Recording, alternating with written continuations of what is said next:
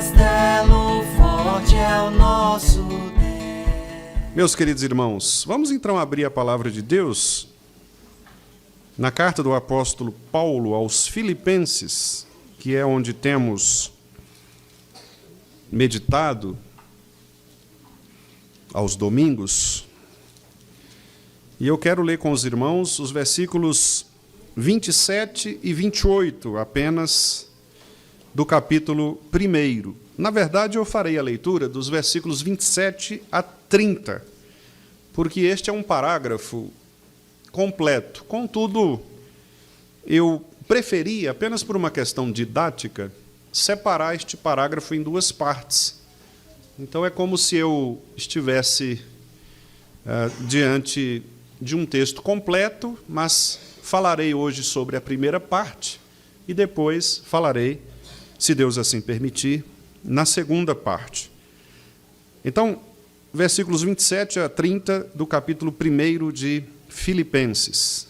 Texto de Paulo, inspirado pelo Espírito de Cristo, diz assim: Vivei, acima de tudo, por modo digno do Evangelho de Cristo, para que, ou indo ver-vos, ou estando ausente, ouça no tocante a vós outros, que estáis firmes em um só espírito, como uma só alma, lutando juntos pela fé evangélica, e que em nada estáis intimidados pelos adversários. Pois o que é para eles prova evidente de perdição, é para vós outros de salvação, e isto da parte de Deus, porque vos foi concedida a graça de padecerdes por Cristo, e não somente de crerdes nele, pois tendes o mesmo combate que vistes em mim, e ainda agora ouvis que é o meu. Amém. Vamos orar, meus irmãos, mais uma vez. Obrigado, Senhor, pelo privilégio de podermos juntos cultuarmos a Ti e participarmos de momentos tão singulares, tão expressivos para todos nós, como o culto que nós servimos e prestamos a Ti. Obrigado, ó Deus, por tudo que já fizemos aqui. Obrigado pelos cânticos, pelas orações, pelas leituras de Tua palavra. Obrigado pela entrega do Gustavo ao Senhor. E agora, Pai, Te agradecemos porque a Tua palavra é acessível a nós. E eu quero, portanto, pedir ao Senhor, no nome de Jesus, que possa me capacitar, ó Deus, nesta noite, para que eu transmita aos irmãos a palavra que é do Senhor. Portanto, ó Deus, controle os meus lábios, o meu coração, para que, de fato, a palavra do Senhor seja pregada com fidelidade. E, ao mesmo tempo, Senhor, peço também que tanto eu quanto os meus irmãos que me ouvem, possamos nós, ó Pai, sermos instruídos por esta palavra, capacitados por ela, consolados, corrigidos, se necessário for, para que assim, Senhor, a Tua palavra continue operando em nós e cumprindo o propósito para o qual o Senhor mesmo a designou.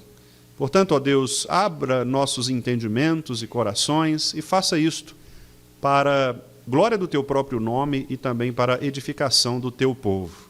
Esta é a oração que nós Te fazemos com gratidão em nossos corações, em nome de Jesus Cristo. Amém.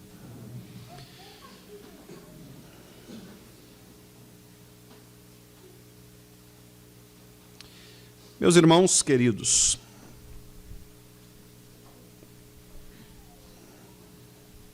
nós estamos diante de um texto que representa muito daquilo que o apóstolo Paulo, de fato, deseja para a sua igreja, que é viver de modo digno do Evangelho. Nós temos um exemplo histórico de um governador romano chamado Plínio, apelidado também de o Moço. Lá pelos anos 112 depois de Cristo, ainda na primeira era, Plínio escreveu uma carta ao imperador Trajano, relatando ali a sua dificuldade em lidar com os cristãos da Bitínia. Isso porque a fé daqueles irmãos crescia de tal maneira que incomodava aqueles da região. Muitos, inclusive, haviam abandonado os templos pagãos, muitos haviam se curvado diante de Cristo e destruído aqueles templos que eram consagrados a deuses falsos. Intrigado com tudo isso, Plínio, o moço, ele então investigou e descobriu algo que o surpreendeu. Plínio descreve que os cristãos daquela época, eles tinham alguns costumes, e ele relata assim na carta que escreveu ao imperador Trajano. Primeiramente, os cristãos tinham o costume de se reunir um dia fixo na semana, antes do amanhecer, para cantar um hino a um tal Cristo, como a um Deus, e para se comprometerem não a algum crime, mas a não cometer furtos, roubos, adultério, a não faltar à palavra dada e a não negar um depósito quando lhes fosse assim confiado. Trajano então recebe estas palavras e também reflete acerca daquilo que Plínio havia narrado em sua carta. Vejam, portanto, que aqui nós temos o exemplo de um inimigo do Evangelho, no caso o Império Romano, sendo obrigado a reconhecer que os cristãos viviam de um modo digno, um modo diferente, pelo menos. Paulo já havia ensinado isso décadas antes aos filipenses, quando, neste texto que lemos, ele escreve então: portai-vos de modo digno do Evangelho de Cristo Jesus. E assim, meus amados irmãos, como com a mesma força exortativa daquela época, o apóstolo Paulo também nos exorta em nossos dias, a que vivamos de modo digno do Evangelho, de maneira que a nossa fé não seja apenas proclamada, mas vivida com coerência, unidade e coragem diante das lutas que nos são impostas.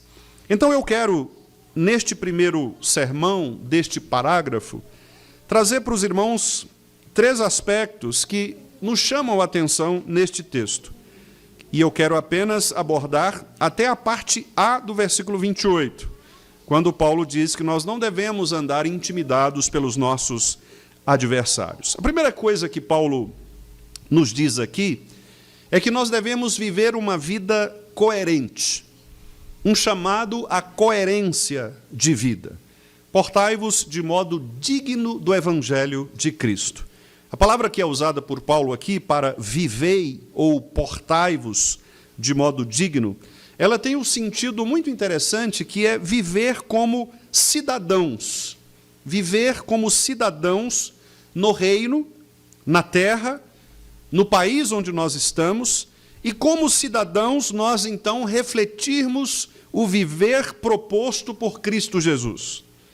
Nós já sabemos que Filipos era uma colônia romana e o orgulho daqueles moradores filipenses estava exatamente em viver como cidadãos de Roma.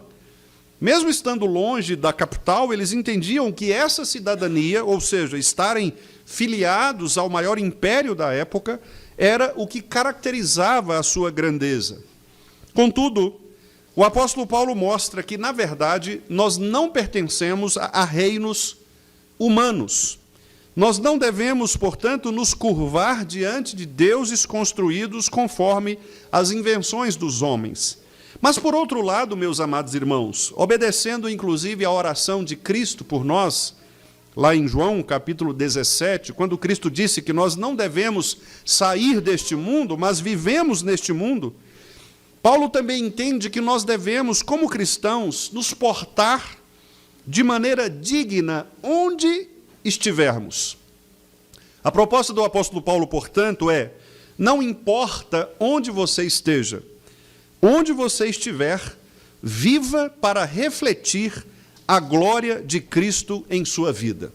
Em outras palavras, nós devemos viver de tal maneira que Cristo, em todas as áreas da nossa vida, seja glorificado. Seja no nosso trabalho, seja no lar, seja na nossa palavra do dia a dia, seja no nosso caráter, a maneira como nós vivemos, a maneira como nós nos relacionamos. O que o apóstolo Paulo quer, portanto, enfatizar é que aqueles irmãos que estavam vivendo um momento de perseguição e inclusive de disputas internas por causa do evangelho, vocês se lembram que Paulo responde, inclusive, a uma preocupação desses irmãos que via outras pessoas pregando o evangelho por pretexto, porque elas queriam apenas tirar de Paulo esta prerrogativa apostólica. Mas Paulo consola aqueles irmãos dizendo, olha, não se importem com isso, não percam o tempo pensando nas concorrências, nas competições, porque vocês têm um foco, e este foco é pregar Cristo e viver de uma maneira que agrade a Cristo. Portanto, não se preocupem com aquilo que é secundário. Não se preocupe com aquilo que as pessoas estão falando por aí. Vivam de maneira agradável ao Senhor. E os irmãos se lembram que no texto anterior, Paulo chega a dizer que o viver é Cristo, exatamente porque ele entendia que o propósito principal da sua vida era glorificar a Cristo, quer na vida, quer na morte. Paulo chega a dizer, olha, se eu permanecer vivo, eu continuarei pregando Cristo. Se vocês me matarem, aqueles que continuam vivos pregarão Cristo. Então, Cristo vai ser glorificado ou na minha morte ou na minha vida. Não importa o que as pessoas fazem, o que importa é que Cristo seja devidamente glorificado. Então, agora ele diz, se é assim, vivam acima de tudo, de maneira que as pessoas que estão ao seu redor percebam com clareza que vocês são de outro reino. Vocês não pertencem às ideologias da sua época. Vocês têm um outro senhor, que não é o imperador romano. Vocês devem, portanto, se curvar diante deste Senhor, para que por meio disto, Cristo seja glorificado nas vidas de vocês e vocês se tornem também testemunhas deste Evangelho. Vivam, acima de tudo, por modo digno do Evangelho. A dignidade de que Paulo diz aqui é exatamente vivermos de uma maneira que glorifique a Cristo. A dignidade de que Paulo diz é a coerência da vida cristã. E, meus irmãos, às vezes nós somos indignos do Evangelho que nós declaramos professar. Isto porque nós prometemos seguir a Cristo naquilo que fazemos, mas por qualquer coisa que nos desafia, nós perdemos a noção da responsabilidade que nós assumimos diante do Senhor. Nós perdemos, muitas vezes, a coerência com aquilo que nós deveríamos fazer diante de Cristo e das pessoas. Por isso, no momento do batismo aqui do Gustavo, eu insisti que muitas vezes nós fazemos votos diante de Deus no culto solene ao Senhor, mas nós quebramos estes votos também, logo assim que podemos quebrar. Eu me lembro aqui de situações que envolvem ministros do Evangelho, pastores. Nós, os pastores, quando somos chamados ao ministério, passamos por uma série de exames e somos responsabilizados diante da igreja e diante de Deus, em primeiro lugar, a cumprirmos certas obrigações. Por exemplo, os pastores devem prometer fidelidade e subscrição aos símbolos de fé da Igreja Presbiteriana do Brasil. Isso significa dizer que os pastores deveriam ser coerentes com aquilo que a confissão de fé e os seus catecismos declaram. Mas, meus irmãos, não é nenhum segredo que muitos pastores que estão ao nosso redor sequer sabem o que está escrito nas confissões e nos catecismos. Muitos pastores, inclusive, entendem estes documentos como coisas do passado, como doutrinas mortas. Muitos pastores, muitas vezes, tratam os textos que estão nestes documentos como coisa antiga, sem valor, que precisa ser reinterpretada.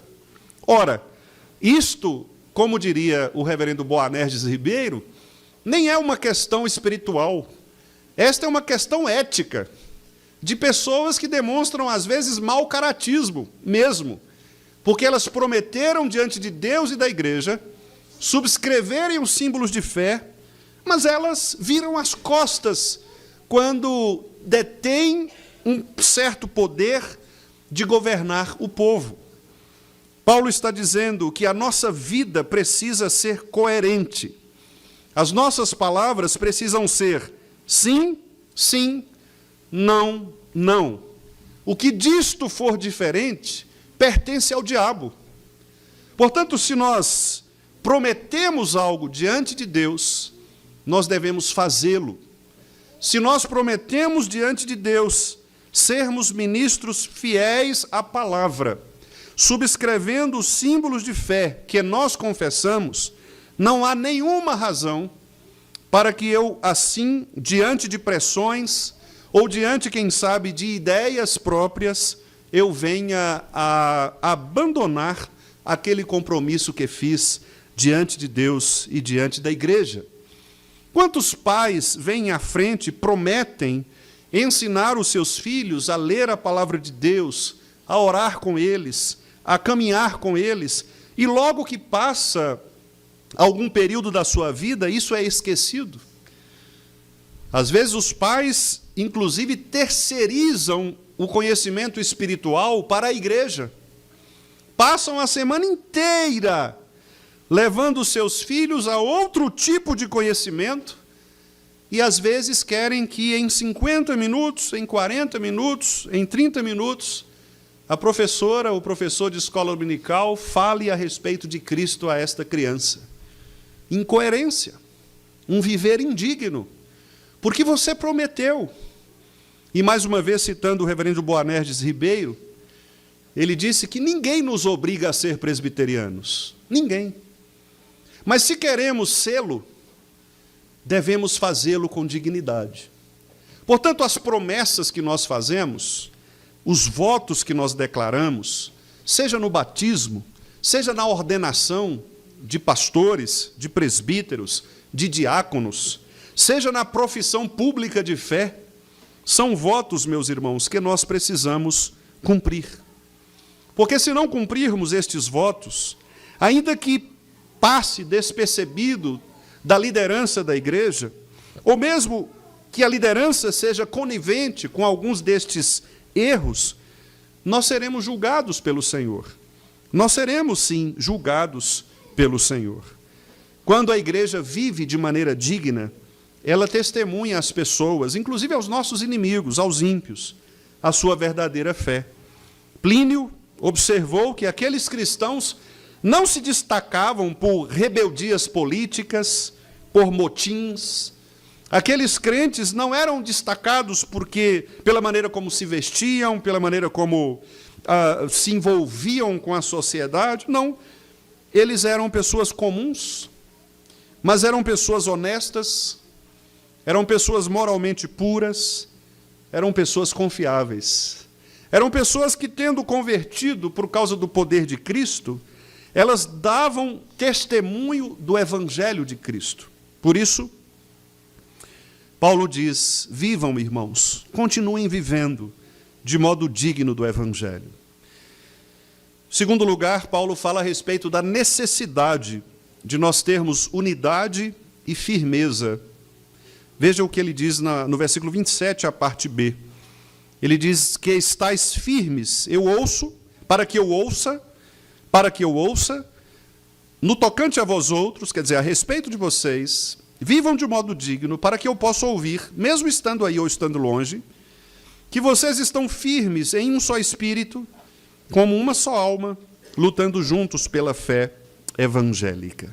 Paulo enfatiza aqui, meus irmãos, que a dignidade do Evangelho não é apenas viver de modo individual, não é apenas uma decisão de uma pessoa, mas é a coletividade da igreja.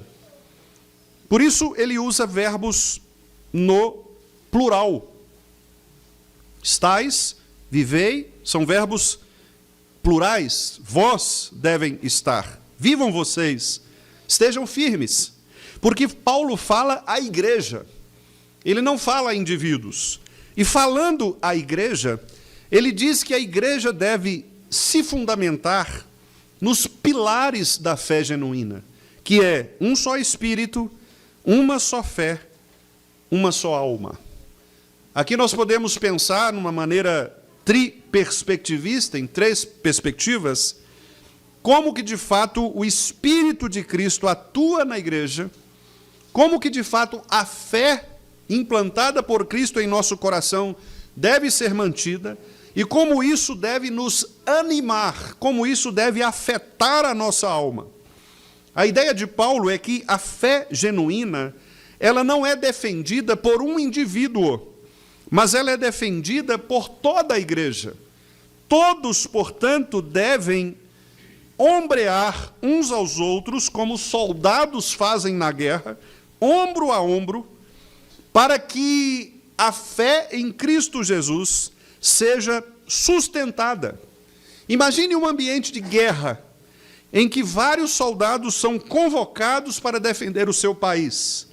Eles devem, portanto, ter um plano sólido, e eles devem se ombrear, ombro a ombro, sustentando o mesmo estandarte, a mesma bandeira, marchando sempre na mesma direção. A ideia do apóstolo Paulo, portanto, é que estes irmãos de Filipos deveriam se unir em torno daquilo que é fundamental, essencial, que é o Evangelho de Cristo. A verdadeira fé, a unidade da igreja, portanto, não se constrói em outra coisa senão pela seriedade do Evangelho de Cristo. A unidade da igreja, meus amados irmãos, só pode ser mantida em torno da verdade da palavra. A unidade da igreja não se faz por meio de gostos pessoais, mas por aquilo que a Escritura estabelece. De modo que Paulo deseja, de fato, ouvir a respeito daqueles irmãos, que eles estavam juntos pela defesa da fé evangélica. Esta expressão de Paulo rima de maneira muito próxima com aquilo que Judas escreveu na sua pequeníssima carta. Judas, também preocupado com esta penetração de lobos vorazes, de indivíduos que ele diz que entraram na igreja com dissimulação para perverterem o evangelho de Cristo, Judas diz o seguinte: amados, quando eu empregava toda a minha diligência para escrever-vos acerca da comum salvação, foi que me senti obrigado a corresponder-me convosco, exortando-vos a batalhardes diligentemente pela fé que uma vez por todas foi entregue aos santos.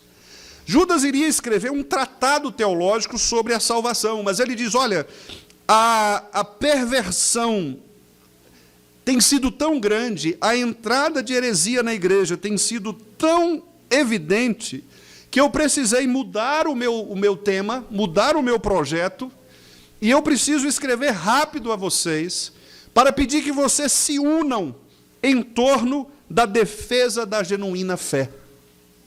Portanto, meus amados irmãos, não há unidade na igreja se não houver unidade em torno da verdade. Se duas pessoas falam propostas diferentes em relação à palavra de Deus, uma delas estará errada.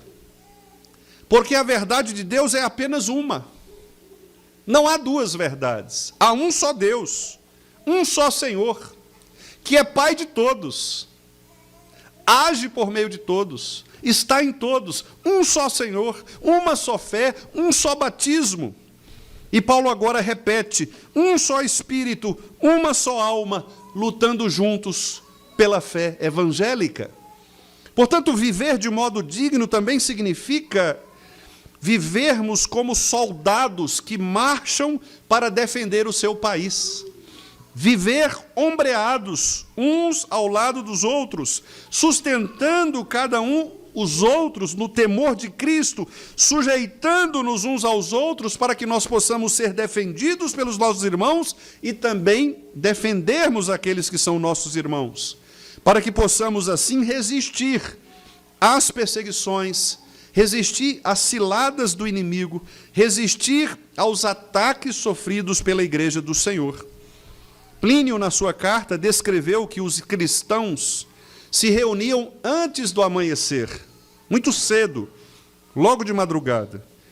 E isto não era porque eles gostavam de fazer isto, é porque era o único momento, a única hora do dia que era menos provável haver perseguição. Por isso, então, eles estavam juntos neste propósito, de levantarem cedo. Assim também fazem os nossos irmãos coreanos, que também foram perseguidos. É por isso que você ouve falar que na igreja da Coreia, a maior igreja do mundo, a igreja presbiteriana Sarang, você tem reuniões de oração que começam 4 da manhã, 5 da manhã. E às vezes nós achamos que é porque eles eram perseguidos pela Coreia comunista, a do norte. E essa Coreia comunista, na Guerra das Coreias, matou muitos cristãos. E eles então se acostumaram a levantar de madrugada para orar ao Senhor, para escaparem da perseguição, assim como estes nossos irmãos também do primeiro século. Risco de perseguição, de prisão, de morte. Onde estavam os crentes? Eles estavam juntos. Nós lemos em Atos que eles tinham tudo em comum. Eles estavam juntos. Eles partiam o pão de casa em casa. Mas não era porque a irmã Júlia fazia um pão de queijo tão gostoso que eu ia lá para visitá-la. Não é porque eu ia tomar um cafezinho. Eles estavam de casa em casa porque a perseguição era extrema. E eles precisavam se proteger. Então, não havia igrejas como nós temos hoje. Eles não podiam sair nas ruas para cultuar ao Senhor como nós podemos fazer. Então, eles iam de casa em casa, porque se eu fosse só na casa da Vanessa toda semana, alguém ia desconfiar da movimentação e, muito provavelmente, eu seria preso, nós seríamos mortos. Então, eu tinha que revezar, uma hora na casa do Mateus, uma hora na casa do irmão Josué, uma hora na casa do Emerson, outra hora na casa do Ronaldo 2, do Ronaldo 1, né? Porque senão eles iam pegar a gente. Então, eles estavam de casa em casa, e eles tomavam a ceia juntos, falando baixinho. Não podia nem cantar, por isso que você não tem música no Novo Testamento. Não tem música. Tem gente que fala, está vendo, no Novo Testamento não tem música, então vou tirar tudo. Não tem nada a ver, porque eles não podiam fazer barulho. E crente gosta de fazer barulho, vocês sabem disso, né? Pegou um violãozinho, um negócio aqui, já pá, o negócio já, né?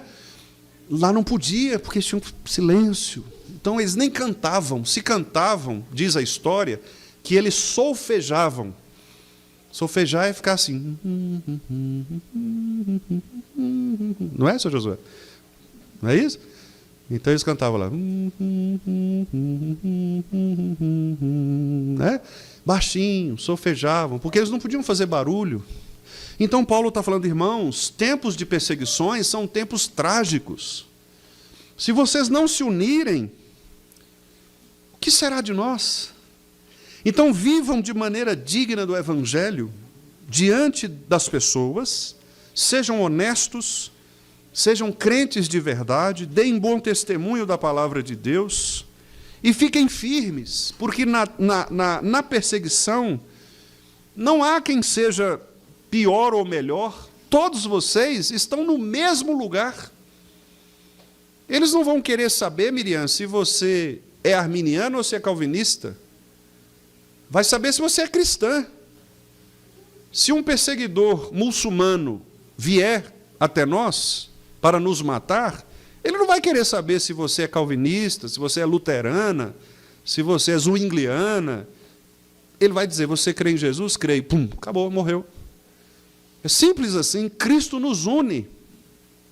E é triste, meus amados irmãos, como nós percebemos o nível de divisão que há no cristianismo. Nós somos muito divididos.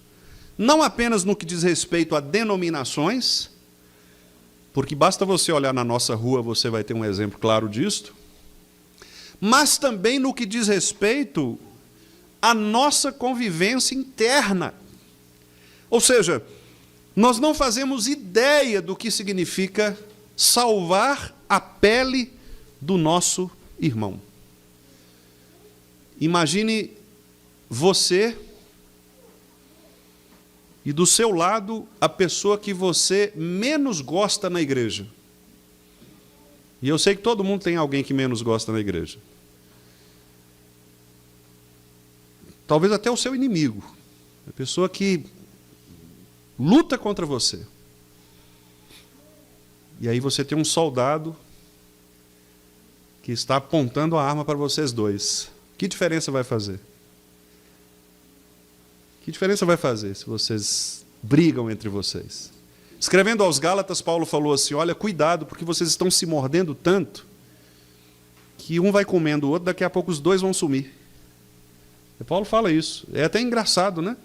A gente pensar na ideia de um vai comendo até os dois, igual tipo desenho animado, né? Some, porque um vai comendo o outro até acabar. Paulo está dizendo, cuidado, isso destrói a igreja. Mas nós precisamos estar firmes, irmãos, buscando a unidade da fé, pensando de fato que não há individualismos, não há espaço para individualismos no corpo de Cristo. Não há espaços para destaques individuais, pessoais. Uma igreja dividida, ela enfraquece o testemunho do Evangelho. Uma igreja, irmãos, dividida, ela serve como mau testemunho para as pessoas. Imagine os visitantes chegarem na nossa igreja e ouvirem falar de que há divisão entre nós, de que há partidos entre nós, de que há um grupo B e um grupo C, um grupo A, um grupo D. Isto é uma vergonha para nós.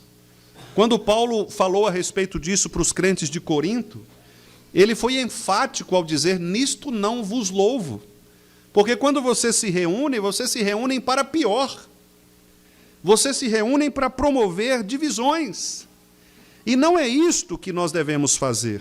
Portanto, Paulo está dizendo que num contexto como este, viver de modo digno do Evangelho é também manter-nos firmes na unidade cristã, um só espírito, uma só alma, lutando juntos pela fé evangélica. Podemos ter diferenças, podemos pensar diferente a respeito de tema A, tema B, podemos ter opiniões, isso não é pecaminoso necessariamente, mas quando estas opiniões, quando estes conceitos individuais quebram a unidade da igreja, promovem uma distorção na fé evangélica, nós precisamos estar atentos e a luz amarela precisa acender em nossos corações, para que nós não permitamos que isto sirva como instrumento de Satanás para dividir a igreja do Senhor, desviar o foco do Evangelho e promover destruição no meio do corpo de Cristo. E isto, infelizmente, não é incomum, porque nós somos pecadores, e o pecado gera isso em nós, o desejo de sermos primeiros. Contudo, meus amados irmãos, nós precisamos pensar que o que está em jogo não é a minha vida individual, mas é a vida da igreja. É Cristo Jesus, o Senhor, a quem eu estou pregando. E em terceiro e último lugar, meus irmãos, o texto também nos mostra que é preciso ter coragem diante das oposições. Esta frase de Paulo, a primeira frase do versículo 28, é uma frase que me impacta muito, pessoalmente. Ela diz, e em nada estáis intimidados pelos adversários. E em nada estáis intimidados pelos adversários. Nós poderíamos pensar aqui, num primeiro momento, que Paulo está falando que nós devemos ser sempre corajosos com aquelas pessoas que, porventura, se opõem a nós. Mas não é neste contexto exatamente de demonstrar força, coragem, diante das oposições, dos adversários, dos inimigos. O que Paulo está querendo dizer é que a nossa verdade, a verdade do Evangelho, ela não pode ser derrotada pelos inimigos. É isto que Paulo quer dizer. Paulo não está falando de uma pessoa individualmente. Quando ele diz em nada estáis intimidados, não é que você deve chegar lá e enfrentar um exército inteiro. Você vai morrer se você fizer isso. O que Paulo está querendo dizer é que as portas do inferno não vão prevalecer contra a verdade do Evangelho. Ele está querendo dizer o seguinte: fique tranquilo, porque diante da verdade não há quem possa se opor. Porque a verdade não é um conceito filosófico. A verdade é uma pessoa. A verdade é Cristo. Cristo é a verdade. Foi ele quem disse isso. Eu sou o caminho, a verdade e a vida. Verdade, portanto, não é um conceito filosófico. Não é um conceito lógico. Verdade é uma pessoa. E quando nós falamos, portanto, que devemos defender a verdade, o que nós estamos querendo dizer é que nós estamos defendendo Cristo. Não é a nossa verdade. Aliás, quando Cristo pegou aqueles chicotes e saiu batendo naquelas pessoas que estavam vendendo coisas no templo, percebe que ali há uma distinção entre a reação que nós temos contra aqueles que nos perseguem e a reação que Jesus teve. A única diferença, Jesus ficou bravo mesmo. Tanto que ele pegou o chicote e saiu batendo em todo mundo. Jesus ficou bravo. Mas a única diferença é que Jesus não estava ali defendendo a si próprio. Ele estava defendendo o Pai, o seu Pai, que é Deus. Tanto que ele disse: o que vocês estão fazendo com a casa do meu Pai? Repare que Jesus não estava se defendendo ou defendendo a si próprio. Não era uma autodefesa, como nós normalmente fazemos. Quando somos ofendidos ou contrariados, nossa primeira reação é nos defender. Mas Jesus está nos ensinando que nós não devemos ter esta reação. Embora eu tenha esta reação, e sei que alguns irmãos também têm essa reação. É natural da gente querer se defender quando somos ofendidos. É natural querermos reagir. E as reações, elas são de todo tipo. Você pode reagir pulando sobre a pessoa e sufocando a pessoa, querendo esganá-la. Você pode fazer isso. Como o John Stott certa vez disse que há pessoas que, para você convencer do Evangelho, você tem que pegar na gola dela, levantá-la mesmo e dar uma chacoalhada, né? Então, às vezes, isso faz parte. Eu sei de uma história, Ronaldo, de um senhor que se converteu, e ele morava na roça, né? Se converteu, ia para a igreja, e a mulher não queria ir de jeito nenhum. E ele falava com mansidão, até que um dia ele apelou, ele pegou um porrete e falou o seguinte: olha, ou você vai na igreja comigo hoje, ou eu te quebro na pancada. Ela foi com medo, né? E se converteu, né? Então Deus tem seus meios, não é? Deus tem seus meios. Não estou dizendo que a gente tem que pegar porretes aqui para convencer as pessoas do pecado, mas o que eu quero dizer é que reações, elas são das mais diversas. Há pessoas que não fazem isto, que não falam nada, mas que encerram dentro de si mágoas. Tem gente que fica anos com aquilo no coração, magoado, ressentido, e não fala nada. Você fala: poxa, como que fulano é bonzinho, como que é... Não é nada, é uma cobra. Veneno escorrendo na boca, só que você não vê. Como as cobras, geralmente, né? A não ser a cascavel, as outras não costumam avisar. Elas vão... Por isso que Jesus, inclusive, disse que nós tínhamos que ser serpentes com aqueles que são serpentes. Em outras palavras, fique esperto, porque a cobra, a serpente, ela vem devagarinho, então você fica na moita também, que na hora que ela vier, você corta antes, né? Para que ela não te pique. Às vezes é assim. Há pessoas que são sorrateiras. Elas agem sorrateiramente. Há outros que são mais reativos. Não importa quem seja quem. O que importa é que nós precisamos entender que Paulo deseja não que nós nos defendamos individualmente. Não é a minha honra que eu preciso defender. O que eu preciso defender é a honra de Cristo Jesus, o Senhor. Portanto, quando a verdade de Cristo for desafiada, eu tenho obrigação de me levantar com toda a força e assim denunciar as heresias contra o Evangelho. Se alguém disser para você que você é feio, não fique com raiva desta pessoa, é apenas uma opinião. Talvez você seja feio mesmo, é apenas uma opinião. Mas se ela porventura disser que Cristo não é Senhor, aí você não deve aceitar. Você deve dizer para ela, olha, eu posso até ser feio, mas Cristo é Senhor. Uma coisa é nos ofenderem pessoalmente, outra coisa é ofenderem a verdade. Às vezes, o pastor fica bravo quando falam dele, mas mais bravo o pastor fica quando a verdade da Escritura é desafiada, é questionada. Assim deveria ser por todos nós os crentes. Nós deveríamos zelar pela Escritura de tal maneira que nada mais é importante para nós do que a verdade do Evangelho. Irmãos, quantas vezes, e eu sou testemunha disso, quantas vezes nós brigamos para defender o nosso time de coração? Quantas vezes nós brigamos para defender o nosso time de coração?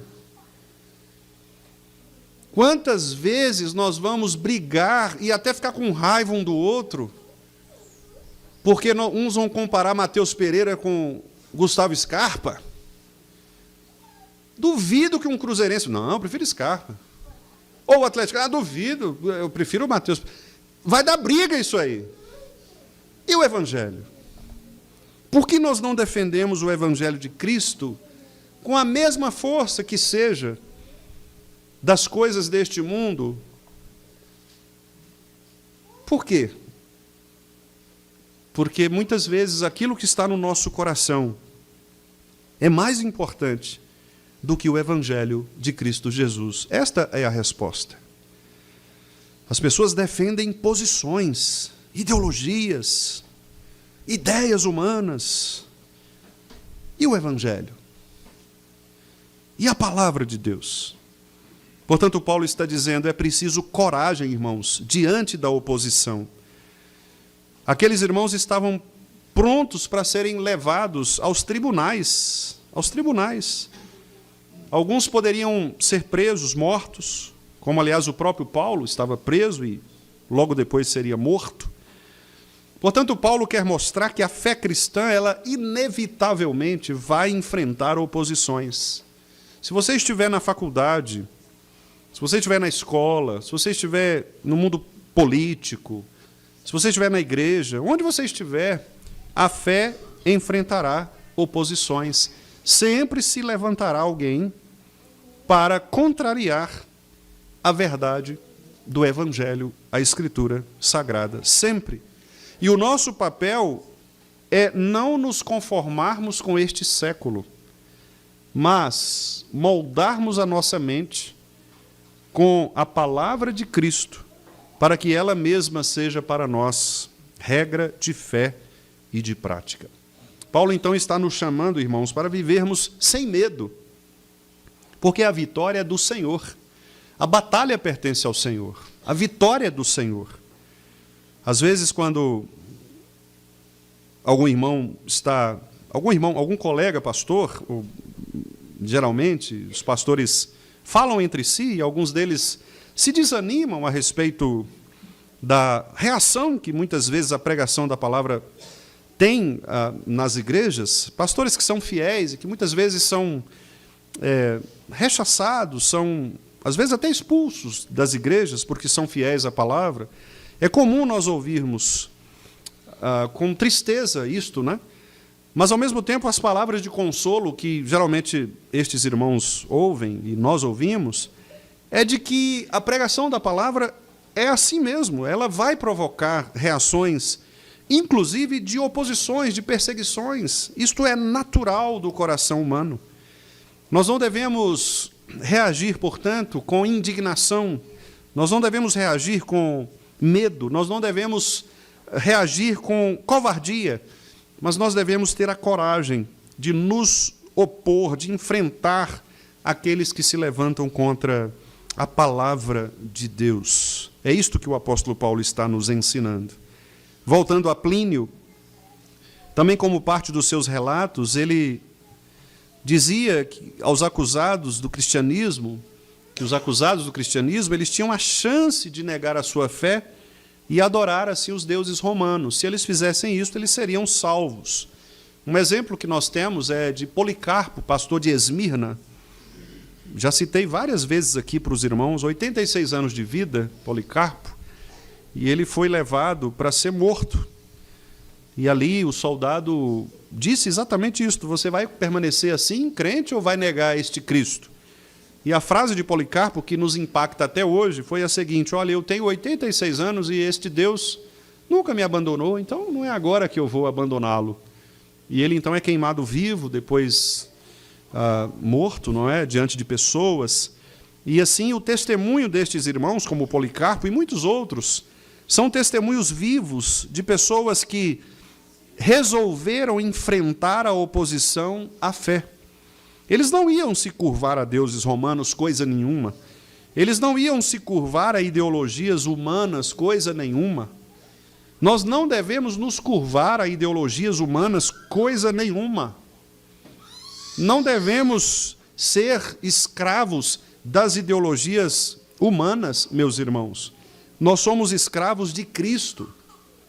Nós não somos escravos do que os professores de faculdade nos ensinam. Nós não devemos ser escravos dos métodos humanos. Nós somos escravos de Cristo. Não interessa quem tenha dito. Talvez seja o mais inteligente dos homens. Se o que ele disse não diz respeito à Escritura, se o que ele disse e defendeu não tem a ver com o Evangelho, rasgue isso. Jogue isso fora. Abandone essas ideias miseráveis que são contrárias à palavra do Senhor. Nós não vivemos neste mundo para defender ideias humanas. Nós vivemos neste mundo para enfrentar as oposições a Cristo. Este é o nosso papel. Nós estamos aqui para defendermos Cristo onde estivermos, não para dar ibope a ideias humanistas. Ou nós somos cristãos de verdade, nos curvamos diante de Cristo Jesus, o Senhor, ou nós vamos adorar aos deuses pagãos da nossa cultura. Lembre-se de Daniel e dos seus amigos. Mesmo pressionados, eles não se curvaram aos deuses de Nabucodonosor. Eles sequer comeram das comidas servidas por Nabucodonosor. Eles foram crentes sérios, que entenderam que a sua missão no mundo era se opor às ideias humanas, que não condizem, que não combinam com o verdadeiro Evangelho. Portanto, faça uma avaliação na sua vida e pergunte a você mesmo se as ideias que você sustenta, se a prática que você leva na sua vida, se isto pode ser apoiado, sustentado pela Escritura. Se não puder, abandone estas coisas. É melhor você chegar sem um olho no céu do que todo o seu corpo ser queimado no inferno. É muito melhor você perder o seu emprego, é muito melhor você perder o seu título, é muito melhor você perder o seu marido, o seu namorado, a você viver pecando contra o Senhor. Você pode viver 90 anos, 100 anos neste mundo defendendo as suas ideias. Chegará um dia que você não terá mais o que defender. E é nesse dia que você terá que prestar contas a Deus. Mas eu falei do Senhor, mas eu preguei a tua palavra, mas eu fiz muitas coisas na igreja. Apartai-vos de mim, vós os que praticais a iniquidade. Eu nem vos conheço. Que não seja esta a palavra que ouçamos, meus amados irmãos.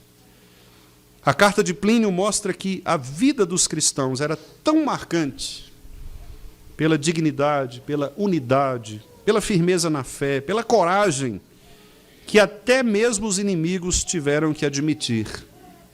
Os crentes são diferentes. Essa, portanto, é a mensagem de Paulo em Filipenses 1, 27, 28, parte A. Os crentes devem ser diferentes. Se nós não fizermos diferença neste mundo, se nós aceitarmos as ideias humanas, a prática antibíblica, se nós aceitarmos estas coisas como normais, nós estaremos mesmo fadados à condenação, à morte, e a igreja não subsistirá. Tem sido assim ao redor do mundo. Você pode pesquisar e veja quais igrejas ainda se sustentam de pé. Você vai ficar chocado quando perceber que as igrejas que não são mais igrejas cristãs são aquelas que deixaram entrar ideias humanistas. São aquelas igrejas que trocaram a pregação da palavra de Deus e a firmeza do Evangelho por ideologias humanistas. Essas igrejas hoje nem existem. Se tornaram casas de show, se tornaram prostíbulos, se tornaram boates, porque a palavra de Deus foi retirada do lugar central. Então eu preciso reafirmar, enquanto Deus nos der vida, enquanto Deus nos der saúde, enquanto Deus nos der capacidade, enquanto nós estivermos aqui, os irmãos ouvirão palavra. Eu creio nisto, e é este o meu compromisso, o compromisso que eu fiz há 16 anos, diante do meu presbitério, de pregar a palavra de Deus, sendo submisso aos símbolos de fé e ao governo da Igreja Presbiteriana do Brasil. Peço aos irmãos que orem por mim, para que a minha confissão e a minha profissão de fé permaneçam vivas, permaneçam seguras, para que eu possa continuar pregando este Evangelho do Senhor, sempre para que Cristo seja glorificado e para que a igreja seja edificada.